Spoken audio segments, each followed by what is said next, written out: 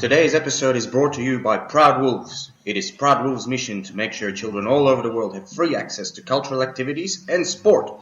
Proud Wolves helps organizations to change their income models and stops them relying on membership fees for children. Find Proud Wolves on Facebook for more information. Now, get ready for your All-NBA Team of the Week.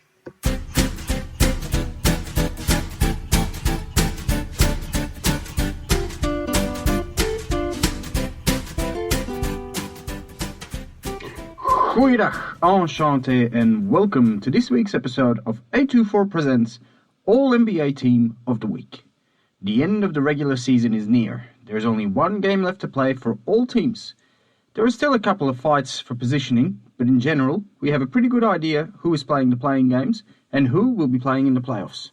We're not going to discuss the importance of the final day of the regular season. Instead, we will give you our favourites for the individual awards, the MVP, the MIP, Rookie, Sixth Man and Defensive Player of the Year. We're not giving you lists of 50 names for each award. We've done the work in the background and share with you why we have picked these guys. Get ready for your All-NBA Team of the Week. Pick one! First up, the MVP of the regular season, Nikola Jokic of the Denver Nuggets. This shouldn't be a surprise for most of you listeners. We have plugged Jokic in the past because he has had an incredible season.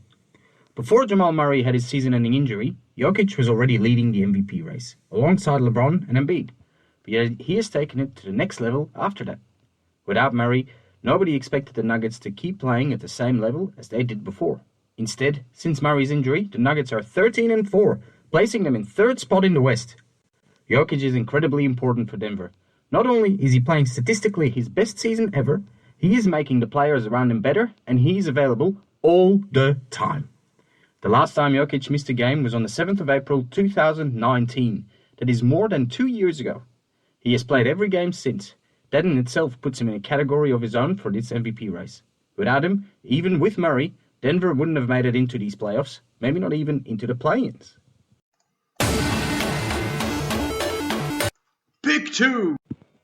Our most improved player of the year is, without a doubt, Julius Randle of the New York Knicks. The Knicks made very little changes to the roster that last season finished 12th, and again, pulled an unlucky position in the draft lottery and dropped to 8th. Nobody was expecting the Knicks to have a season of importance. Maybe they'd be able to compete for a spot in the playing games.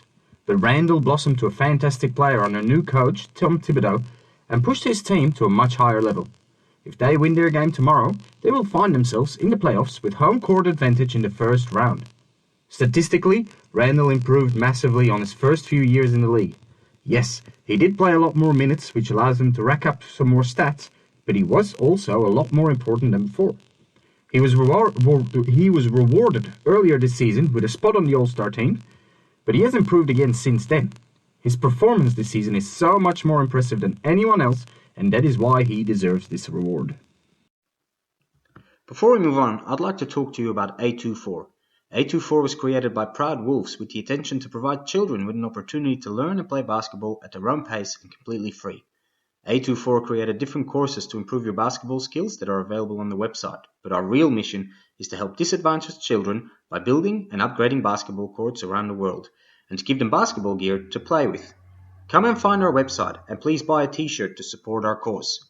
Now back to All-NBA Team of the Week.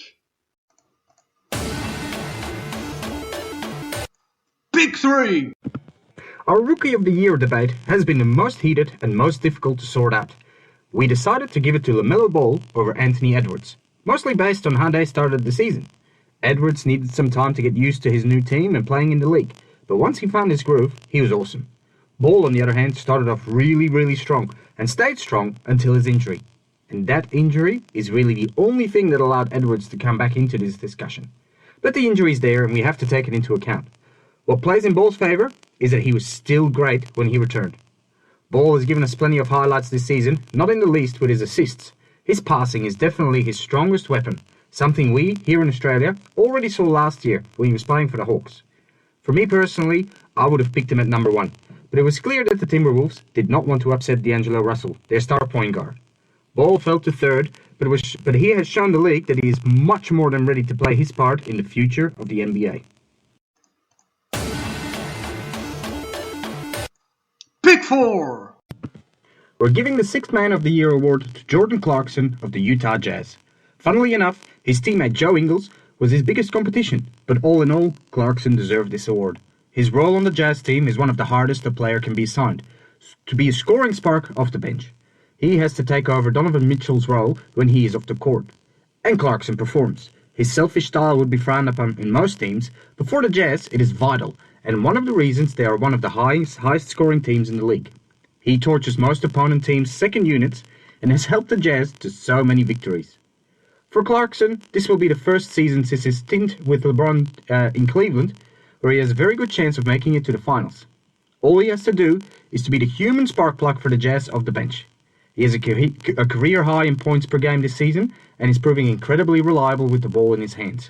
Most teams in the playoffs will struggle keeping him from heating up in at least 4 games. Pick 5! We had to make another difficult decision for the Defensive Player of the Year. We decided to give it to Ben Simmons of the Philadelphia 76ers over Rudy Gobert of the Jazz. The reason we went with Simmons over Gobert has more to do with their defensive style than their actual numbers. Gobert is a monster under the boards and can protect the ring like no other, but Simmons is more versatile and able to defend different types of players on different parts of the court. For example, against Dallas he was able to shut Luka down, and we have seen some amazing defense on Giannis too.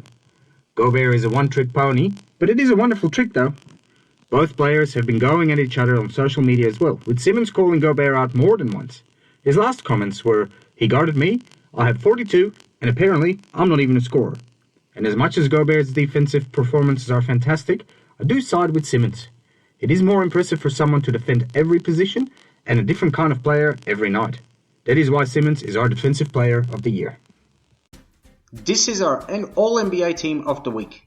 Please share our podcast and give us 5 stars. If you have any questions, you can contact the show on a24office@gmail.com. Thank you for listening. Ballers out!